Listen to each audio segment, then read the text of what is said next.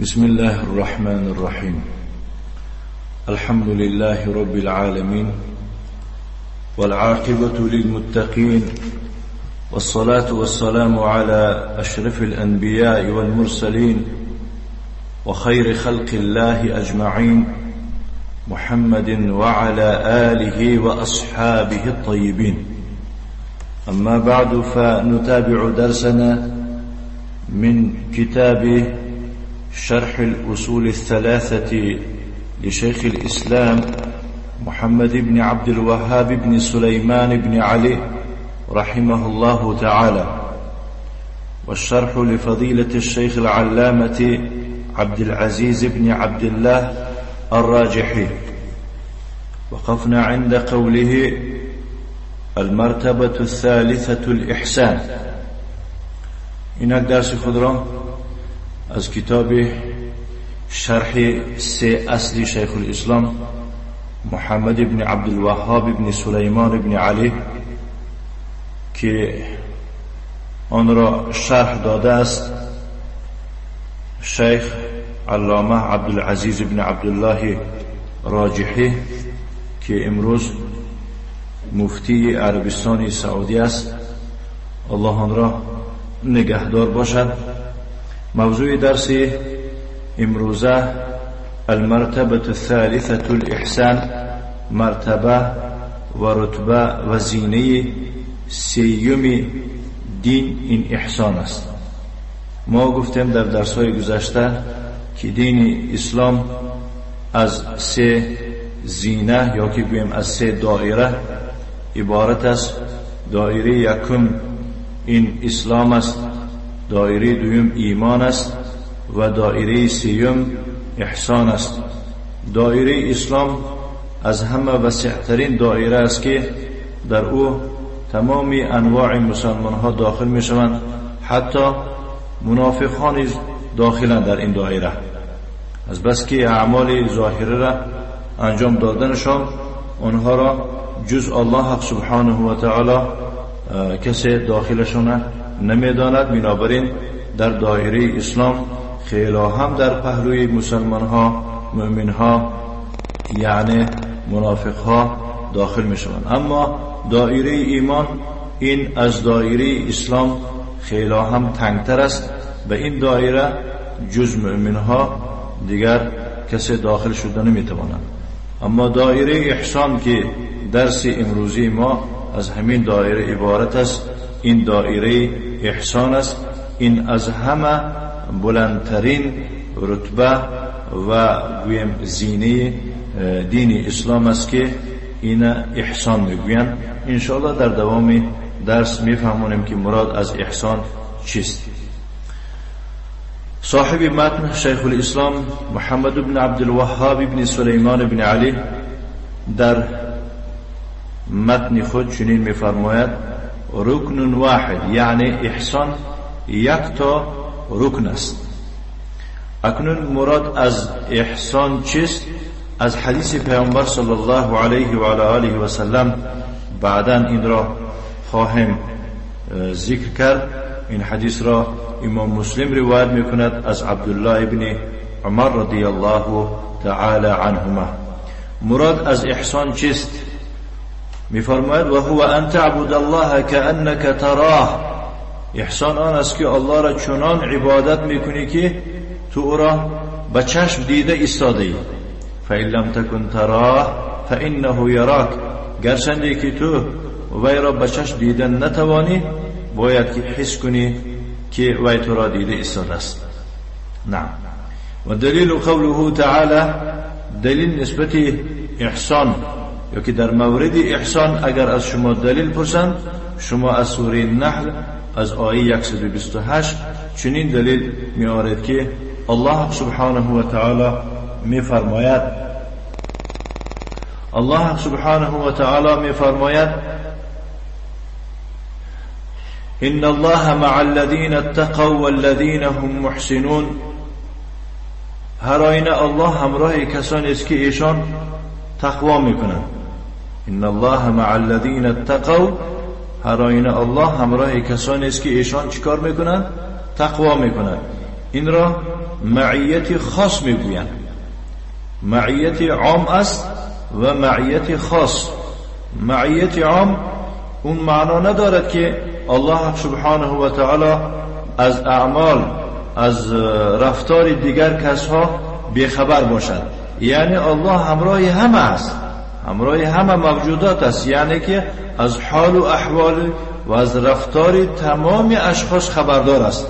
اما در اینجا مخصوصا ذکر کردنی ان الله مع الذین اتقوا، البته یا هراین الله همراه کسانی است که ایشان تقوا میکنند.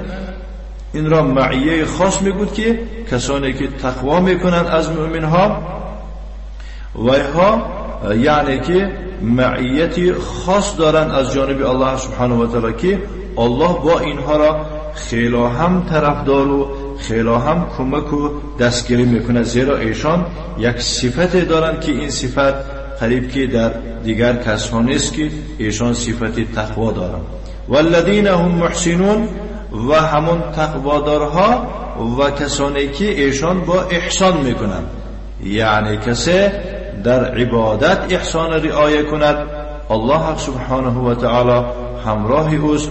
وقتی که همراه او الله باشد، جانبداری او الله باشد، یگان کسی از دشمنها او را غلبه کرده نمیتواند. بنابراین انسان باید که دائم، یعنی مؤمن باید که در تلاش آن باشد که یعنی تقوادار باشد، در تلاش آن باشد که همیشه الله را دیده عبادت کند و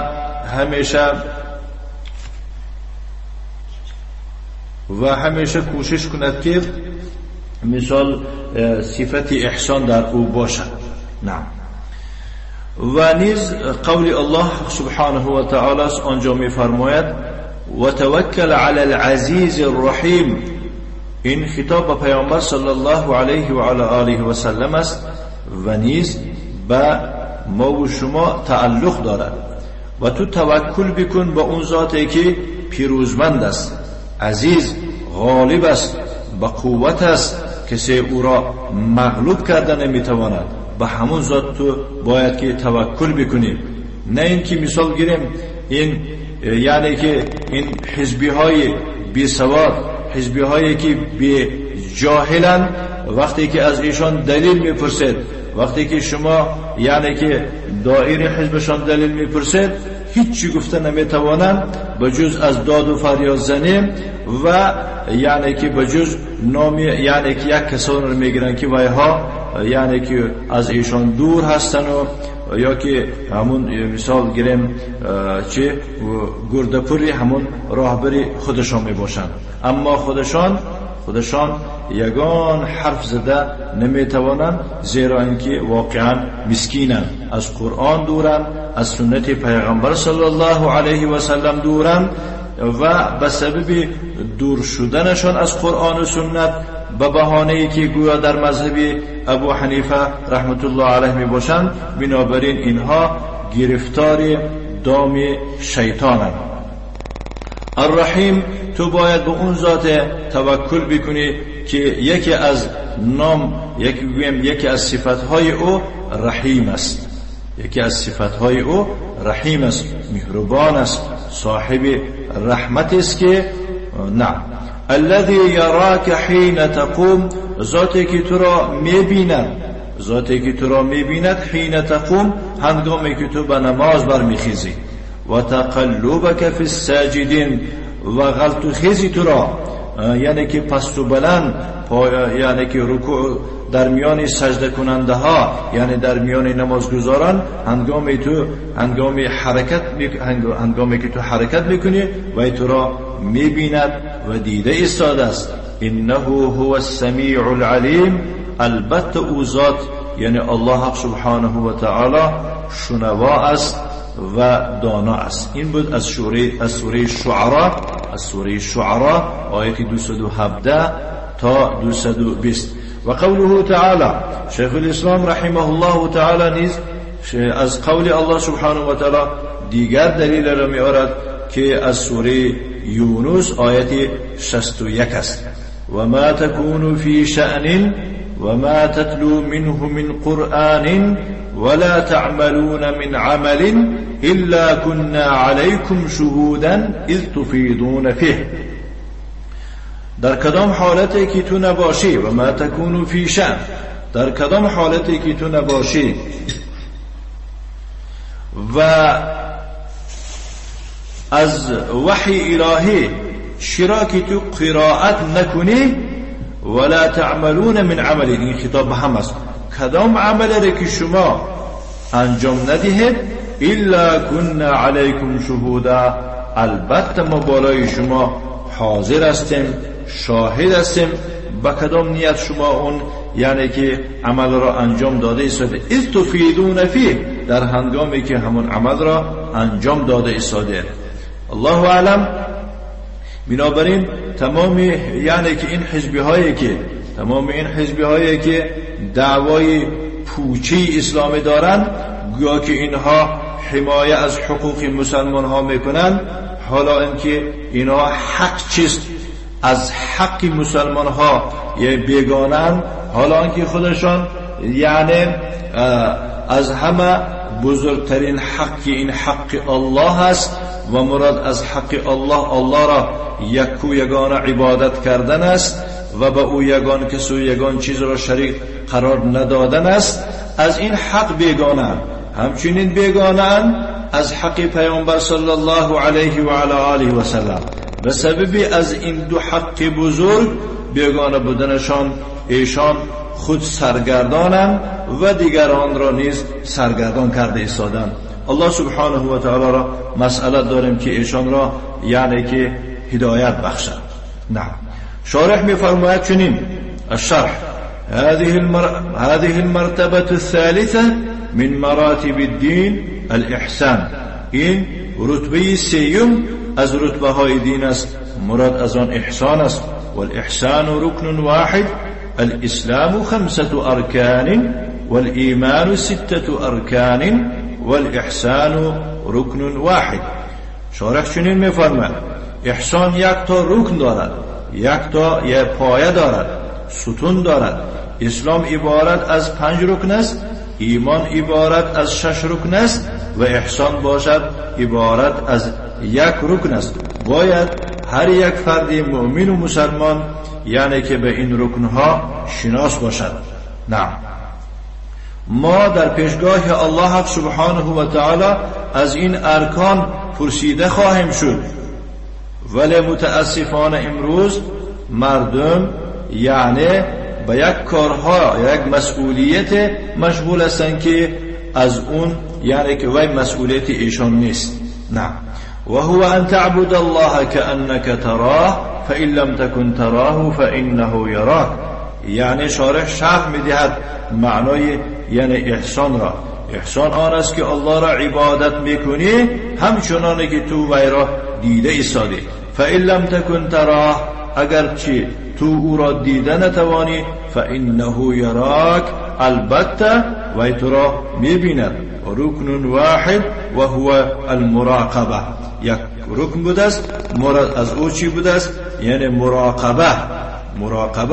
تعبد الله علی المراقبه، الله را به طرز مراقبه عبادت میکنی، یعنی الله را دیده ایستادی.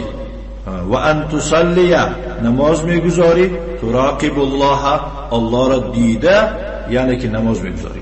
تصوم، روزه میداری، تراقب الله، الله را یعنی که دیده روزه میداری. و تحج، حج میکنی و هکذا دیگر انواع عبادت. نعم. و هو رکن واحد ولكن له مرتبه، گرچنده که احسان از 1 رکن عبارت است و او دارای با 2 زینه می باشد. المرتبه الاولى اکبر من المرتبه الثانیه، زینه یکم احسان از زینه دوم چه کلانتر و بزرگتر است. المرتبه الاولى هو ان تعبد الله كأنك ترى الله امامك. یعنی رتبه و زینه یکم احسان از آن عبارت است که تو الله را چنان عبادت میکنی که الله را در پیش خود دیده ایستاده.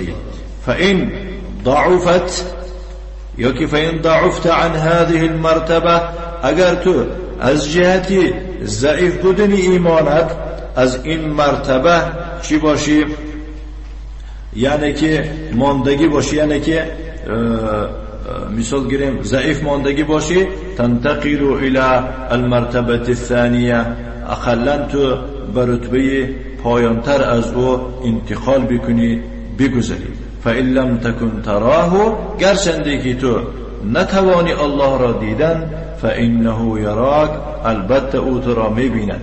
یعنی تعبد الله على انه یراک، الله را عبادت میکنی که وی تو را دیده استاده است، حس کن. هذا الاحسان و هذا کمال الایمان، این را احسان میگویند، این را کمالات و پررگی ایمان مینامند.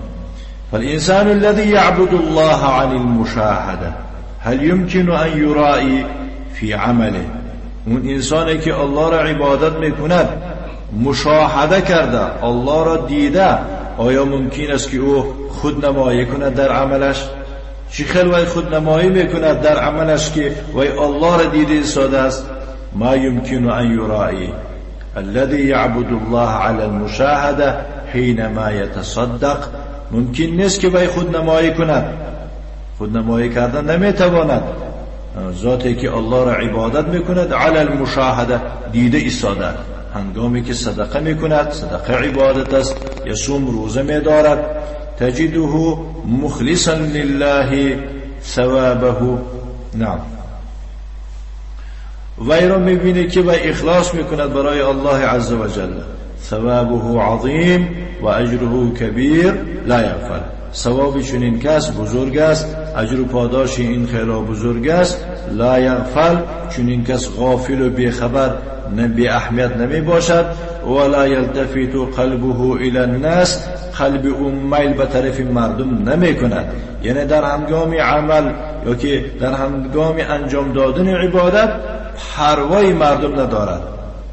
نعم، یعبد الله عن مشاهده ای تعبد الله كأنك تراه، یعنی الله را به مشاهده عبادت میکنی، یعنی از آن عبارت است که الله را عبادت میکنی که تو وی را دیده ایستادی. دلیل علی هذه المرتبه قوله تعالی، دلیل نسبت این زینه احسان سخن او تعالی است، میفرماد ان الله مع الذين اتقوا والذين هم محسنون، البته الله همراه کسانی است که ایشان تقوا میکنن و ایشان احسان را رعایت میکنند. الشاهد والذین هم محسنون، از این آیه کریمه دلیل کدام است؟ پرسیده مانند میگه که والذین هم محسنون، کسانی که ایشان احسان را رعایت میکنند. و هذه المعیه معیه نصر و تأیید و توفیق و تسدید. این معیت را یعنی همراهیت را گفتیم که الله همراهی، این معیت را معیت کمک میگویند، معیت تأیید، قوت دادن، طرفداری کردن و توفیق بخشیدن و در جاده اسلام راست کردن را میگویند. یعنی الله حق سبحانه و تعالی به سبب آنکه شما تقوا میکنید و گویم به سبب آنکه شما احسان را رعایت میکنید، الله سبحانه و تعالی همیشه همراه شما بوده، شما را نصرت و پیروزی میدهد، قوت میدهد، شما را توفیق میدهد و در جاده اسلام شما را یا که گویم راستگو و راست عمل و راست کردار و راست عقیدتان نگه داشته نگه می‌دارد. نعم، والمعیة على نوعین، معیة عامه و معیة خاصه. دیدید شیخ نیز یعنی در اینجا قید کرده است، قبل از این شیخ من اندک باشدم گفتم شما را معیت دو خیل می شود، معیت عمومی و معیت خاص. الاولى المعیة العامه للمؤمن والكافر، یکم معیت عمومی است که این نسبت به مؤمن هم هست و نسبت به کافر هم است. الله مع المؤمن والكافر باطلاعه و احاطته و نفوذ قدرته و مشیته. همراه الله سبحانه و تعالی هم یعنی که مثال همراه مؤمن است و همراه کافر است. به چی؟ به سبب اطلاع الله، یعنی الله از حال مؤمن هم خبردار است و از حال کافر هم خبردار است و آن را خواه مؤمن باشد خواه کافر باشد در زیر احاطه خود قرار داده است. از حدود الله، از نقشی الله بیره شده نمیتواند و الله سبحانه و تعالی قدرتی خودش، خواهش خودش در اون انسان نفوذ میکناند، میگذراند. یعنی که یگان کس از قدرت الله که از امر الله سرپیچی کرده نمیتواند.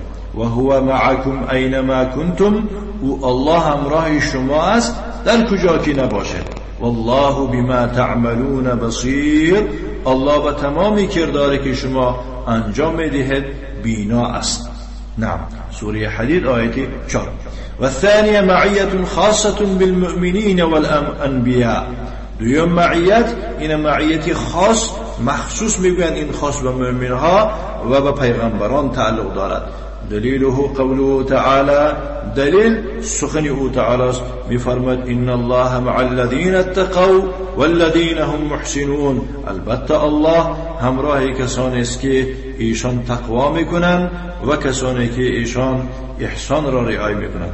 فهو من مع المتقين ومع المحسنين بنصره وتأييده وتوفيقه وتسديده وهو فوق العرش.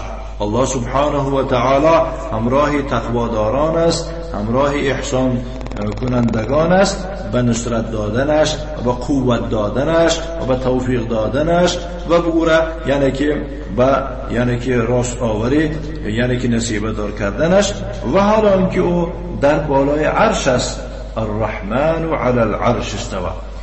قال تعالی لموسی و هارون، الله سبحانه و تعالی برای موسی و هارون چنین فرمود: لا تخافا، هر دوی شما نترسید. اننی معکما، البته من همراه شما هستم. اسمع و ارى، میشنوم و میبینم. هذه معیت خاصه، این را معیت خاص میگویند. و قال عن نبیه لما قال فی غار حراء، درباره پیغمبرش صلی الله علیه و علی آله و سلم هنگامی که در غار حراء بود، مع ابی بکر، همراه ابو بکر صدیق صحابی بزرگ، الله سبحانه و تعالی چی فرمود؟ لا تحزن ان الله معنا، یعنی غمگین مشو، دلتنگ مشو، هر آینه الله همراه ما است. این چی همراه بود؟ هذه معیت خاصه، این یعنی که معیت خاص است. اون کافرایی که کافتوکاوی پیغمبر آمدن علیه الصلاة والسلام، کافتوکاوی ابو بکر آمدن، هر دوشون یعنی که در غار حراء بودن، همراه ویها مگر الله سبحانه و تعالی نبود؟ بود همراه اونها نیز. و معیت عام است، اما این سخن آن را دلالت میکند که لا تحزن ان الله معنا. ای ابو بکر تو غمگین نشو، دلتنگ نشو. شیعه های شنیع، این بدبختا میگن که در همینجا ترسید ابو بکر، از ترسش گریه کرد، گفتن که از ترس جان خودشه. نه، شما بدبختا کجا میدونید آیت معناشه؟ شما بدبختا غرض و مقصدی خود دارید. همین شیعه هایی که حزبی ها اونها را برادری خود میگویند. نه، این معیت نصرت است، قوت دادن است. و ابو بکر به حال خود نگریست، برای خاطر پیغمبر صلی الله علیه و علی آله و سلم گریست که اگر ایشان یعنی به پایان نگرند، ما را دستگیر کنند، یعنی پیغمبر یا به قتل میرسانند، گفته عذابش میتین، گفته برای خاطر همان او یعنی که غمگین شد. الله سبحانه و تعالی و پیغمبر خود محمد صلی الله علیه و علی آله و سلم چنین فرمود: بگو برای او لا تحزن، غمگین مشو، ان الله معنا، همراه ما الله است. و قوله تعالی، الله تعالی فرمود: و توکل علی العزیز الرحیم، تو توکل بکن و توکل بکن. توکل این از اعمال قلب است. توکل گرچنده که تو او را یعنی که توکل کردن میگوی، یعنی این از عمل قلب است. اعتمادی صادقانی قلب شماست به الله سبحانه و تعالی در جلب یگان منفعت و یا در دفع یگان ضرر. توکل بکن به اون ذاتی که عزیز است، غالب است که یگان کس وی را مغلوب کردن نمیتواند. الرحیم، ذاتی که اون مهربان است. الذی یراک حین تقوم، ذاتی که تو را میبیند هنگامی که تو به نماز برمیخیزی. و تقلبک فی الساجدین، و غلط خیزی تو را یا که رفت آی تو را در میان نمازگزاران میبیند. هذا الشاهد الذي يراك، این است یعنی که دلیل از آیه کریمه. پرسن که کدام است دلیل به احسان؟ میگه که الذي يراك، همونی که یعنی ذاتی که میبینه تو را. و قول الله تعالی میفرمه و ما تكون فی شأن، در کدام حالتی که تو نباشی. و ما تتلو منه من قرآن، از وحی الهی چی قرائتی تو نکنی. ولا تعملون من عمل، یعنی کدام عملی رو که نباشد شما انجام بدهید. الا كنا علیکم شهودا، ما بالای شما شاهد هستیم. اذ تفیدون فی، در هنگام انجام دادن یعنی که همون عمل.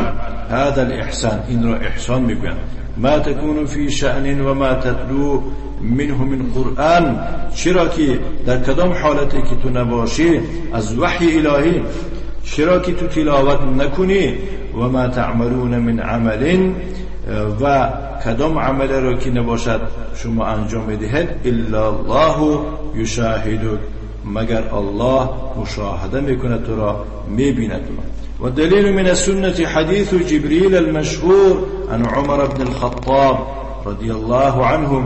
و دلیل از سنت نسبت یعنی چه؟ نسبت همین سه زینه دین، نسبت اسلام، نسبت ایمان، نسبت احسان. حدیث مشهوری جبریل است که آن را از عمر بن خطاب رضی الله عنه روایت میکنند. چنین فرمود: قال بينما نحن جلوس عند النبي صلى الله عليه وعلى آله وسلم، در آن حین که ما نشسته بودیم در نزد پیامبر علیه الصلاة والسلام. اذ طلع علينا رجل شدید بیاض الثياب شدید سواد الشعر، بناگاه بالای ما یعنی در نزد ما ظهور گردید، نمایان شد یک انسانی که لباسهای او سفید و موی سرش گویم سیاه بود. لا یرا علیه اثر السفر، در او تأثیر یا اثر مسافری دیدن نمیشد. ولا یعرفه منا احد، از ما کسی وی را نیز نمیشناخت.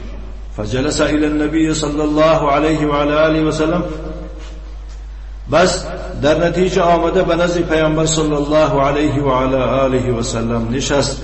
فاسند رکبتیه الى رکبتیه، زانوهای خود را آورده به زانوهای پیغمبر صلی الله علیه و آله و سلم رسانید.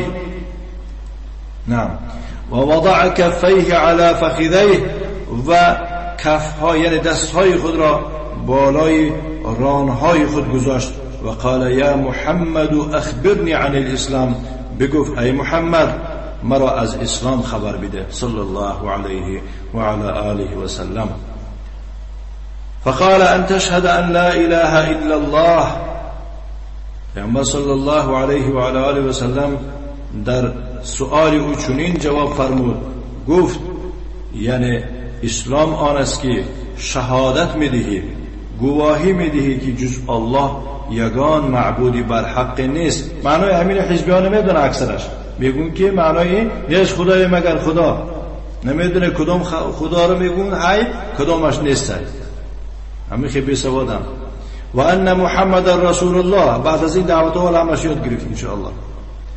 و ان محمد رسول الله، این یعنی که هر دو جمله یک تا رکن اساسی اسلام را یعنی که قرار میدهند که این پهلو به اون پهلو قبول نیست، چنانه که اون پهلو به این.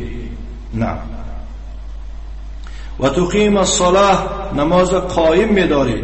نماز قائم داشتن نماز را به تمام احکام و ارکان و یعنی که خاکسارو دیگه چیزهایی که الله طلب کرده است ادا میکنی. همطور نماز خواندن نه مانند اینه که مثال گیرم با مانند دان زدن مرغ نماز میخوانم. و تؤتی الزکاه، زکات را یعنی که ادا میکنی. و تصوم رمضان ماه رمضان روزش می‌داری و تحج البیت ان استطعت الیه سبیلا خانه الله را زیارت بکنی اگر از جهت راه استطاعت و قدرت و توانایی داشته باشید. قال صدقت. کسی سوال دادگی چنین گفت راست گفتی.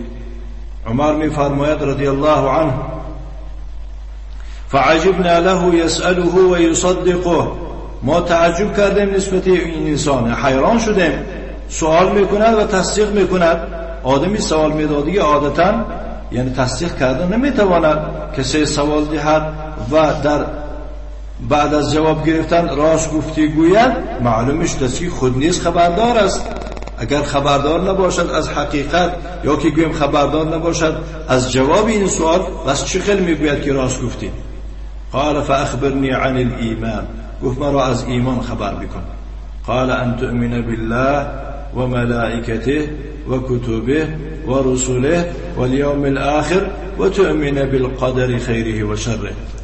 ایمان از آن عبارت است که به الله ایمان میاری و وجود او و اسماء و صفاتش و ربوبیت و الوهیتش ایمان میاری و ملائکته و به فرشتگانش ایمان میاری که اینها از عالمی غیبند و کتبه و کتابهاش ایمان میاری آنهایی را که نامشان آمده است آنهایی را که ذکرشان نآمده است و رسوله و رسولان ایمان میاری و الیوم الاخر و روز آخر ایمان میاری و تؤمن بالقدر خیره و شره و به تقدیر نیکی و بدی او ایمان میاری. قال صدق گفت راست گفت. قال فاخبرني عن الاحسان گفت مرا نسبت احسان خبر بکن. احسان چیست؟ گفت ان تعبد الله كأنك تراه الله را عبادت میکنی همچنانه که تو وی را دیده ایستادی میبینی. فإن لم تكن تراه فإنه يراك اگرچه تو وی را دیده نتوانی وی تو را البته میبیند. قال فاخبرني عن الساعه گفت مرا نسبت قیامت سر شدنش خبر بکن. قال من مسئول عنها باعلم من السائل. در جواب پیامبر صلی الله علیه و علی آله و سلم چنین فرمود اون کسی که وی را سوال میکنند از سوال دهنده بیشتر نمیداند یعنی من از تو بیشتر نمیدانم یعنی چنانه که تو نمیدانی پرسیده ایستادی من نیز نسبتی یعنی که سر شدن قیامت چیزی نمیدانم. قال فاخبرني عن اماراتها گفت نباشد مرا از نشانه های قیامت خبر بکن. قال ان تلد الامه ربتها یکی از نشانه های قیامت از آن عبارت است که راهبری خود تولد میکند. نسبت این علما بسیار یعنی که در شرح گپ زدم. یکی از این ویها این است عبارت از آن است که یعنی که چنان دور و زمان بسیاری مسلمان ها میآید که مثال از سبب بسیار چوریزن گرفتنشان چوریزن اسیرزن گویم تولد بکند از مرد آزاد که فرزند او چی می شود و سبب پدرش آزاد می شود و در سری مادرش همچون سیده می شود یا که گویم خوجین می شود. و دیگر روایت دیگر شرح ایضاحا نیز هست میگویند که این عبارت از عاق والدین ها بسیار میشود یعنی که نافرمان برداری مادرها بسیار میشود پدرها را نافرمان برداری بسیار میشود. نعم و هكذا. نعم و انتر الحفاة العراة العالة رعاء الشاء يتطاولون في البنيان و دیگر از نشانه های قیامت از آن عبارت است که سر و پا برهنه ها را میبینی بسیار میشوند که چه و کمبغل ها را میبینی و یعنی که چوپون ها را میبینی رعاشه گوسفندان ها را میبینی که در بینا بین یکدیگر یعنی که مسابقه میکنند. اساسا بنیان گفته خانه رو میگن که خشت و از لای بینا میکنن اساسا و عادتا چوپان خیلی خانه ندارد. خانه و از کپه و از مو و از پشم عبارت می باشد چون که وایها بسیار وقت کوچمنچی می شوند میکوچند از اینجا و یک جای دیگر هر جا که سبزه باشد هر جا که علف باشد به همون خانه وایها در همون جا همراه گوسفندشان. اما وقتی که قیامت نزدیک می شود یکی از نشانه های قیامت از آن عبارت است که چوپان هایی که وایها رو شما در صحرا میشناختید میبینید که در دون شهر و خانه یعنی که در خانه های با حشمت بین یکدیگر افتخار کرده میگردند. قال فماذا؟ عمر گفت که رضی الله عنه بعد از این سوال و جواب رفت. فلبثنا ملیا و خیلی ایستادیم، در بعضی جاها اندک ایستادیم. فقال یا عمر اتدری من السائل؟ پیغمبر صلی الله علیه و آله و سلم سکوت، یعنی که ما سکوت کردیم. پیغمبر صلی الله علیه و سلم گفت ای عمر تو شناختی پرسنده کی بود؟ دیدید آداب صحابه ها را تا پیغمبر صلی الله علیه و آله و سلم گپ نزد، سوال نداد، هیچ کی گپ نزد، اما خاموش سکوت کردن. اما در یک مجلس های علم گپ میزنیم، حال سخن تمام نکرده، الکی سر بین این کی بود؟ تاقش کج و موزش دراز و قدش پست و سر کردن میگیرن. پیغمبر صلی الله علیه و آله و سلم چی فرمود؟ ای عمر گفت اتدری من السائل؟ سوال دادگیر شناختی کی بود؟ قال گفت الله و رسوله اعلم. عمر چی گفت؟ گفت که الله و رسولش میداند. در اون حین که پیغمبر صلی الله علیه و آله و سلم در حیات بود چی جواب داد؟ عمر گفت که الله و رسولش میداند. اما امروز که پیغمبر صلی الله علیه و آله و سلم که مثال در حیات نیست و یک چیزی را که ندانیم باید بگیم الله اعلم. بله، اما الله اعلم میگفتی که آدم ها بسیار کمند، خیالش که همه چیزی میداند، نداند هم باید یک چی باید. خصوصا بعضی ملاهای بی سواد هم منبری پیغمبر صلی الله علیه و آله و سلم خیالش که ما 70-80 سوالی که میگوید دروغ راست همش جواب دادن گیرد. قال هذا جبريل اتاكم يعلمكم امر دينكم. گفت پیغمبر صلی الله علیه و آله و سلم این جبرئیل بود و نزد شما آمد تا شما را امور دینتان را تعلیم بدهد. شارح شنو میفرماید؟ هذا الحديث الطويل وهو حديث جبريل المشهور. این حدیث درازه که قرائت کردیم خواندیم، این حدیث مشهور جبرئیل است. رواه عمر بن الخطاب رضی الله عنه مطولا. این را عمر بن الخطاب دور دراز چه روایت کرده است.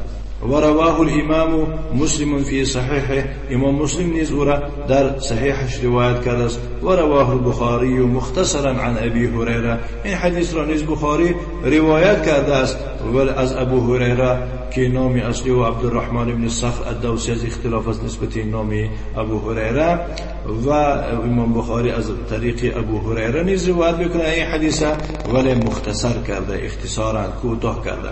في هذا الحديث بيان مراتب الإسلام الثلاثة. در این حدیث واقعا بیان و روشنی سه رکن اسلام است: مرتبة الاسلام و مرتبة الایمان و مرتبة الاحسان.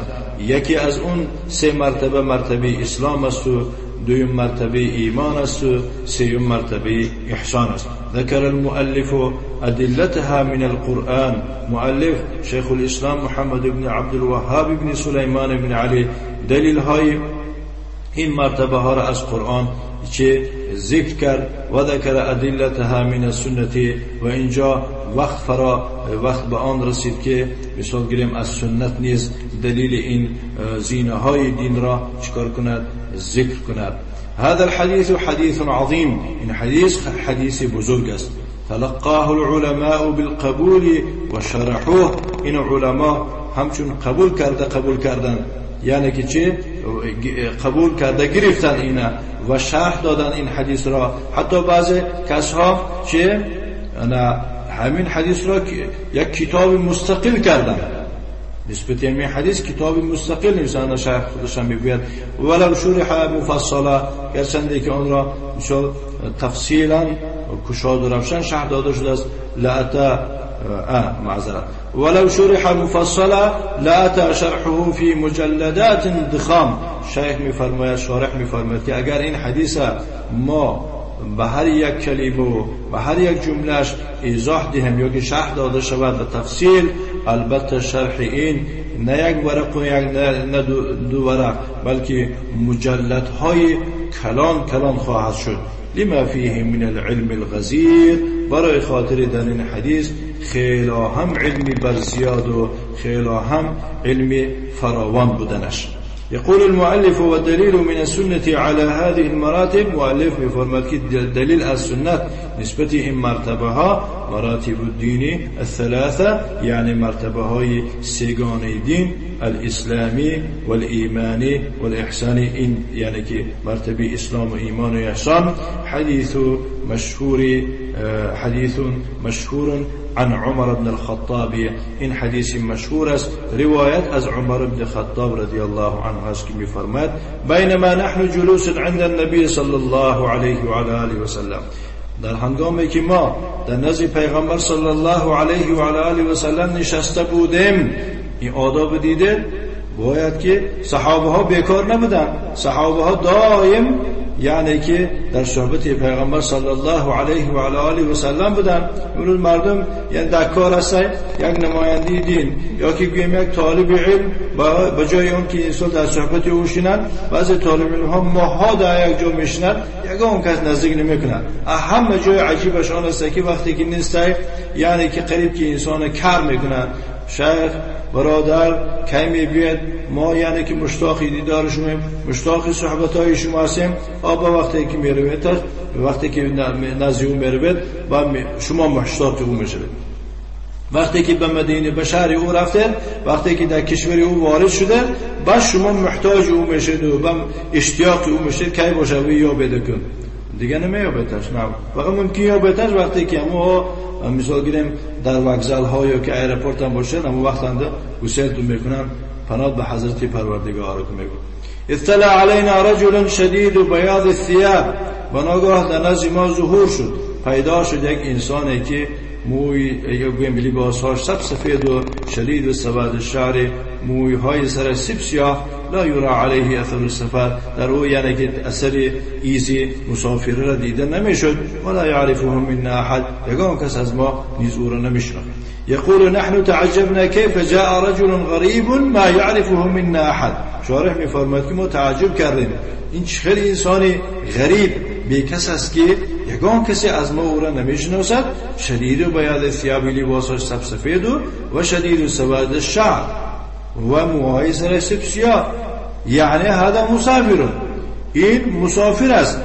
سبب آن که یگان کس او را نمیشناسد مردمی محله. والمسافر عندهم في ذلك الزمن بسبب المواصلات يأتي رث الثياب، يأتي منتفش الشعر، يعني مسافر در نزدها در همون دور زمانه کسی بود که به سبب مواصلات، یعنی به سبب همون سیر و گشت و ترانسپورت های همون وقته می آمد، رست الثياب، لباساش غش شدگی، خراشیدگی، چرکین شدگی می آمد، موی سرش پراکنده شدگی، یعنی ژولیده مویش ببین.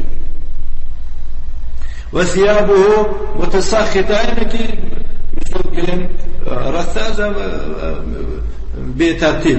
و ثيابه متسخطه، جامعه های او عادتا غجد و چرکین می بودن. لأن المواصلات عندهم على الإبل والتراب والغبار، زیرا که اون وسایلی که ویها به سبب اون وسایل ایشان سفرشون طی میکردن یا که سفر میکردن، یا شترکی بودن یا که خاک بود یا غبار بود، البته یعنی که همه خیلی شد. نه ومسافات ومسافة يوفر ليست مثل أسفارنا الآن على الطائرات والباخرة، مانند سفرهای ما نیست البته که امروز ما سفر میکنیم در یعنی که هواپیماها و در یعنی کشتیها، باخره گفته کشتی رو میگویم.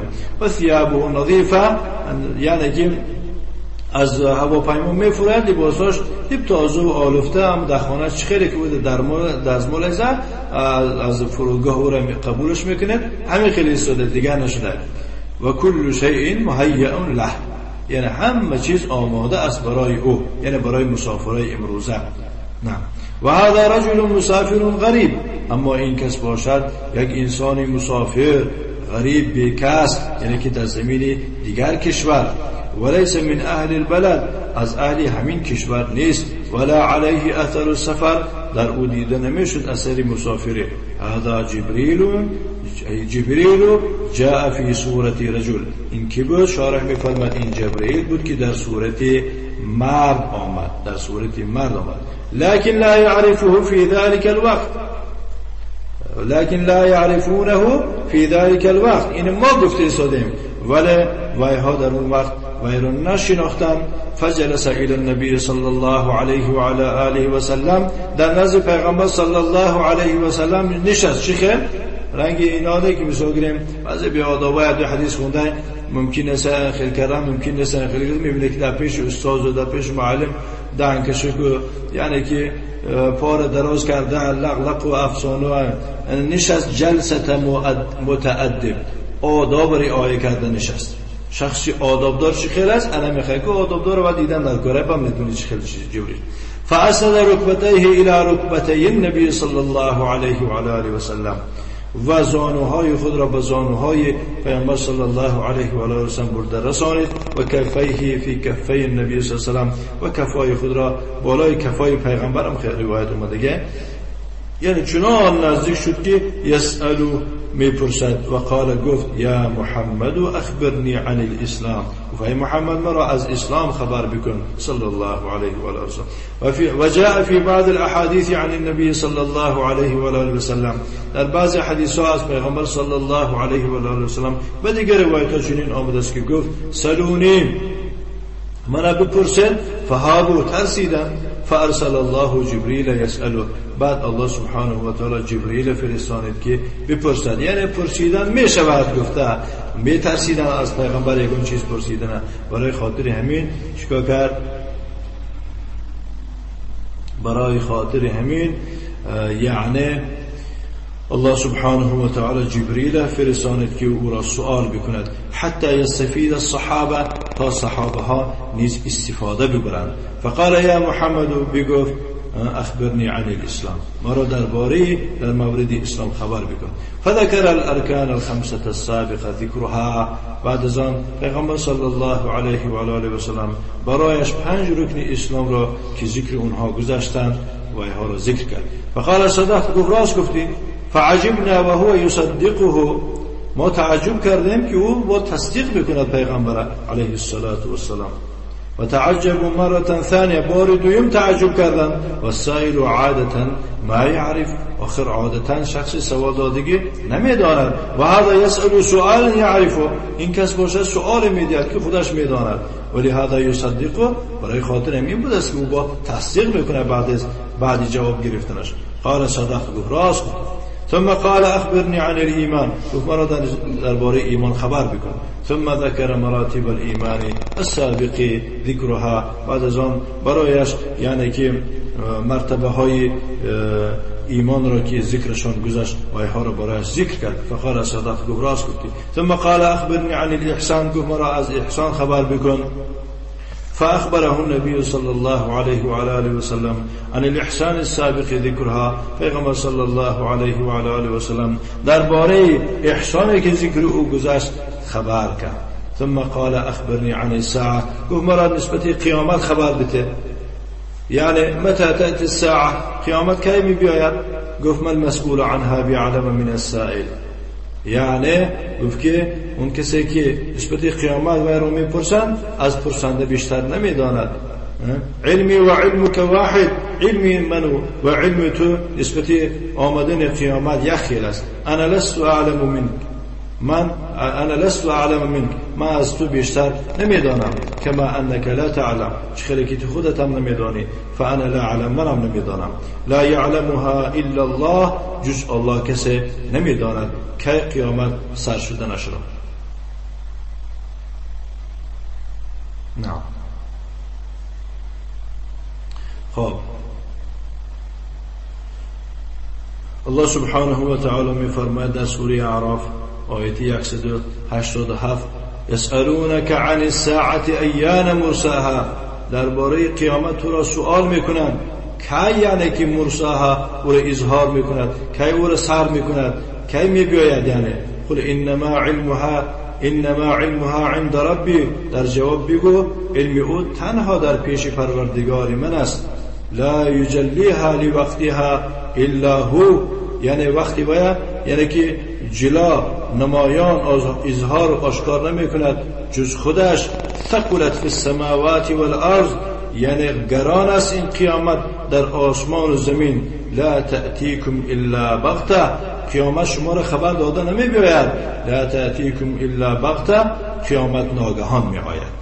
فالساعة لا يعلم وقتها، یا که لا يعلم وقتها الا الله، قیامت وقتش جز الله کسی نمی‌داند.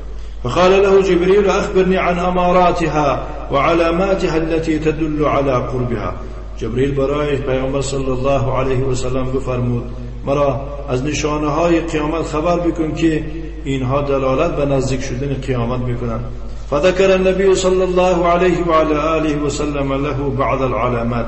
پیغمبر صلی الله علیه و آله و سلم برایش بعض نشانه های قیامت چنین خبر داد کما فی هذا الحديث، چنانه که در این حدیث آمده است. وقد ذكرت علامات اخرى كثيرة عن الساعه، گرچه دیگر علامت های بسیار هم آمدگی است نسبت قیامت و جز این علامت هایی که در حدیث آمده است. گفت ان تلد الامة ربتها،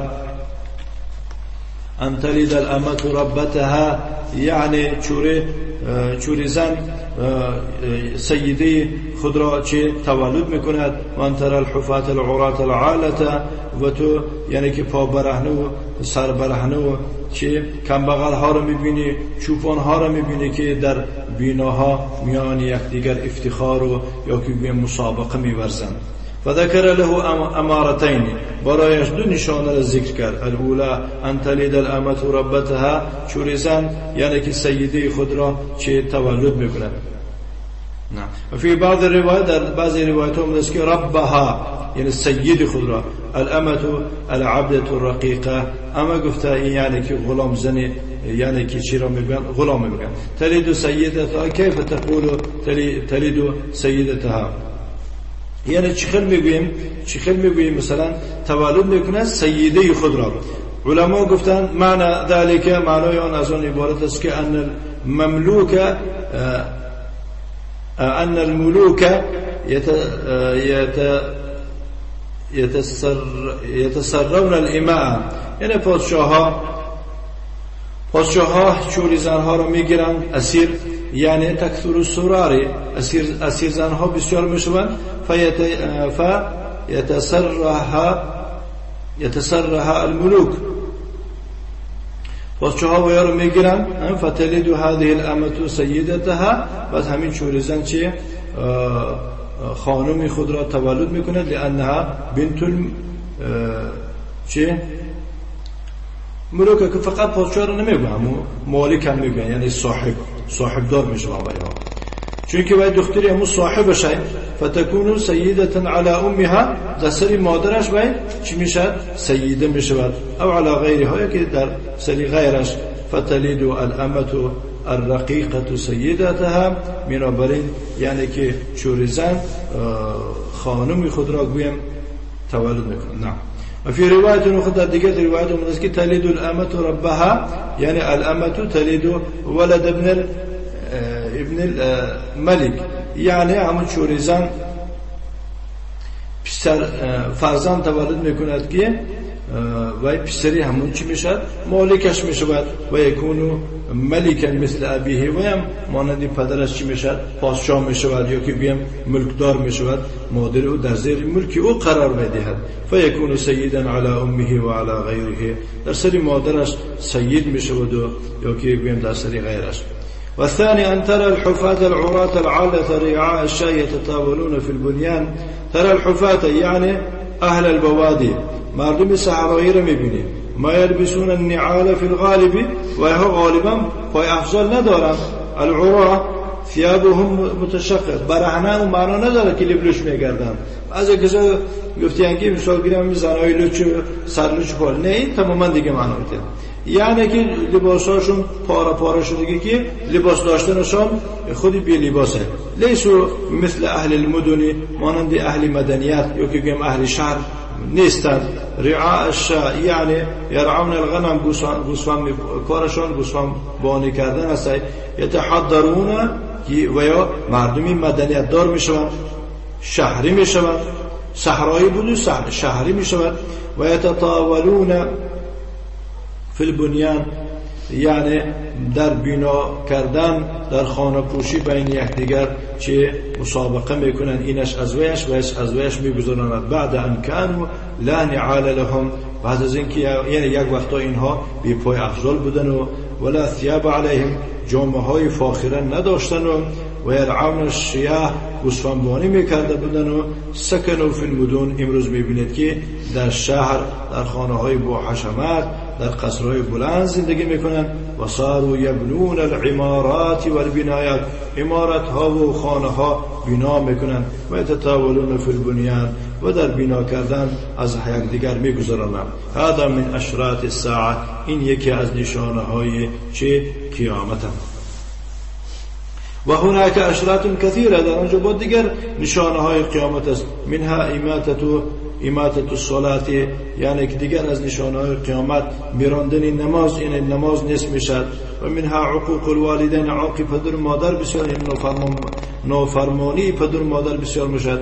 و ظهور المعازف والملهیات، یعنی که موسیقی و ارتیست و دیگر چیزهای لغو بسیار میشن، کازینو و دیگر چیزا و غیرها کثیر لا حصر لها، و دیگر این غیر از این نشانه ها دیگر نشانه هایی که حسابش نیست. هذه اشراط الساعه الصغرى، اینا یکی از نشانه های اندکی یا که گیم کوچکی قیامت.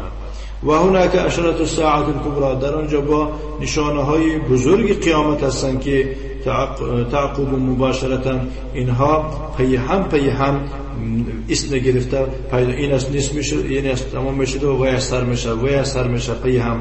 منها خروج المهدی، یعنی که برآمدن مهدی، و هو رجل من سلاله النبی صلی الله علیه و آله و سلم، و یک انسانی هست که از اولاد یا که گیم از سلاله از ذات پیغمبر صلی الله علیه و آله و سلم.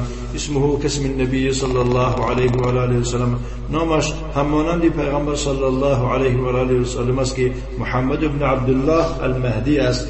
ثم یخرج فی زمنه الدجال، در دور زمان او دجال پیدا می شود. رجل یدعی الصلاح، اولا یک انسان است که دعوای خوب و دعوای صلاحیت میکند، دعوای نیکی میکند، آباده دعوت میکند در مد اول. ثم یدعی النبوة، با کم در که مردم که در باوری خود داخل کرد و دعوای پیغمبری به میگذارد. ثم یدعی الربوبیه، و در آخر دعوای پروردگار خودش خدا میگوید، نعوذ بالله.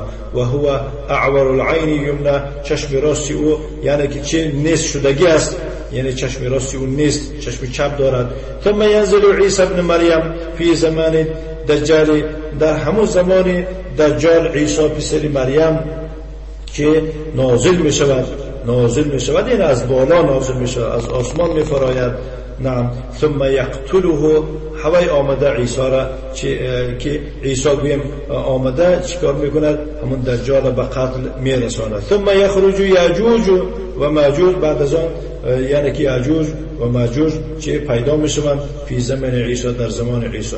هذه اربعه متوالیه، این چهار علامت، این چهار نشانه پی هم می آیند. ثم تتوالى اشراط الساعه، بعد از آن یعنی که پی هم نشانه های قیامت آمدن میگیرد. و منها الدخان الذي يملأ ما بين السماء والارض، یکی از نشانه های قیامت یک دودی سخت میبراید که میان آسمان و زمین پر میکند. یصيب المؤمن كهيئة زکام، مؤمن ها مانند چخیلی که یک کس گریپ میشود، همین خیل میشود، این مصیبت گرفتار میشود. والکافر یصیبه علم شدید، کافر باشد به دردی سخت گرفتار میشد. و منها نزع القرآن من المصاحف و من الصدور، و دیگر از نشانه های کلان قیامت از آن عبارت است که قرآن را از مصحف ها برداشته می شود. یعنی قرآن را ورق بزنی دیگه یگون نه حرف است و نه آیت و یگون چیز نیست، ورق ها سفید ماندگی است. الله قرآن می بردارد. و من الصدور، تمام کسانی که در سینه‌اش چقدر که قرآن میداند، خواه حافظی کامل باشد، خواه اندک سوره، خواه اندک آیت میداند، از سینه ها الله تعالی قرآن می بردارد. اذا ترك المسلمون العمل به، وقتی که مسلمان ها ترک عمل به قرآن میکنند. و منها هدم الكعبه فی آخر الزمان، و دیگر از نشانهای قیامت کعبه را ویران کردن است در آخر زمان. در آخر زمان کعبه را زدن میده میده میکنن. و من آخرها طلوع الشمس من مغربها، و از آخران نشانه های قیامت آن هستی که آفتاب از مغربش میبراید. و من الدابه التي تسم الناس في وجوههم، یا و دیگر از نشانه های قیامت آن است که یک جنبنده، یک حیوان، یک جنبنده پیدا می شود که مردم در روحاشون داغ می گذارد، داغ می ماند، نشانه می کند. فالمؤمن تسم الناس فی وجوههم، یعنی در روح مردم اومده نشانه میگذارد.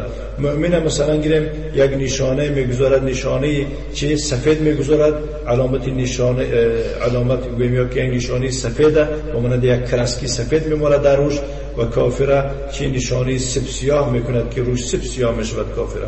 و آخر اشراط الساعة العشر هي نار تخرج من قعر عدن تسوق الناس الى المحشر.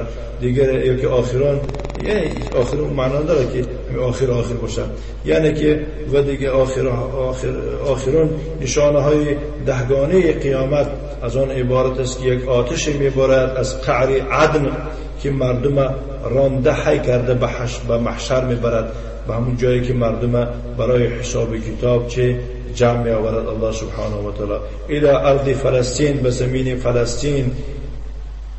تبیت معهم اذا باتوا و تقیل معهم اذا قالوا. سبحان الله. اما آتش همراه مردم خواب می رود وقتی که مردم خواب می رود، وقتی که همون مردم خواب قیلوله میکنن، همونجا برای قیلوله کردن آتش میایستد، دم میگیرد. ثم تأتی ریح طیبة تقبض ارواح المؤمنین والمؤمنات. بعد از آن یک بادی خوش می آید، یک شمالی خوش می آید، یک نسیمی خوش می آید که جان مؤمن مردها و مؤمنه ها را چه قبضه کرده میگیرد به آسانی. فلا يبقى مؤمن ولا مؤمنة في الارض الا قبضت. در روی زمین نه مرد مؤمن و نه زن مؤمنه میماند، همشه همین باد به خوشی به آرامی میگیرد جانش.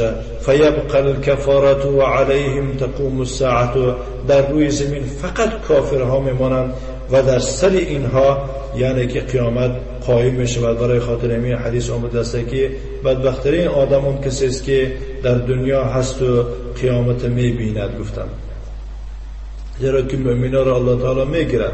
الساعة ما تقوم الا على الكفره. گفته شیخ قیامت فقط در سر کافرها سر می شود. ولا يخلو العالم اذا خلا من التوحيد والإيمان لا تقوم الساعة حتى لا يقال الله الله. يعني كي ولا يخلو العالم عالم يعني دنیا خالی نمیماند. وقتی که خالی ماند از چی؟ مقصد یعنی که قیامت وقتی سر می شود دنیا خالی می شود از توحید، از ایمان. قیامت قائم نمی شود. میگو پیغمبر صلی الله علیه و سلم تا گفتن شود، تا یگان کسی نماند که الله الله گوید، یعنی یگان الله میگفتگی کس نمیماند، به قیامت قائم می شود. و هذه اشراط الساعه، این بود نشانه های قیامت. و ذکر شرطین من اشراط الساعه، و دو شرطی را از دو نشانه را از نشانه های قیامت ذکر کرد. ثم مضى هذا الرجل، بعد از آن این کس رفت. الذي يسأله همونی که میپرسد، سوال میکند. فلبثت مليا، گفت ایستادم. در لفظ آمده است که پیغمبر صلی الله علیه و سلم فرمود که ردوه، رفته گردان تشبیه. فذهبوا فلم يجدوا احدا، پشتش برآمده رفتن که او را دریاب نکردن، نیافته، نشده، رفته. قال یا عمر، گفت پیغمبر صلی الله علیه و آله و سلم ای عمر اتدری من السائل، شناختی پرسنده کی بود؟ قلنا الله و رسوله اعلم، گفتم الله، گفتم یعنی که الله و رسول او یعنی داناست. قال هذا جبريل اتاكم ليعلمكم امر دينكم، گفت این جبرئیل بود و نزد شما آمد تا شما را امر دینتان را بفهمانا تعليم بدهد فسمى الإسلام والإيمان والإحسان دين. در همین جا پیغمبر صلی الله علیه و آله و سلم اسلام و ایمان و احسان را دین گفته نامگذاری کرد. و صلی الله و سلم على نبينا محمد وعلى آله وأصحابه وسلم تسليما مزيدا. وجزاكم الله خيرا كثيرا وبارك الله فيكم.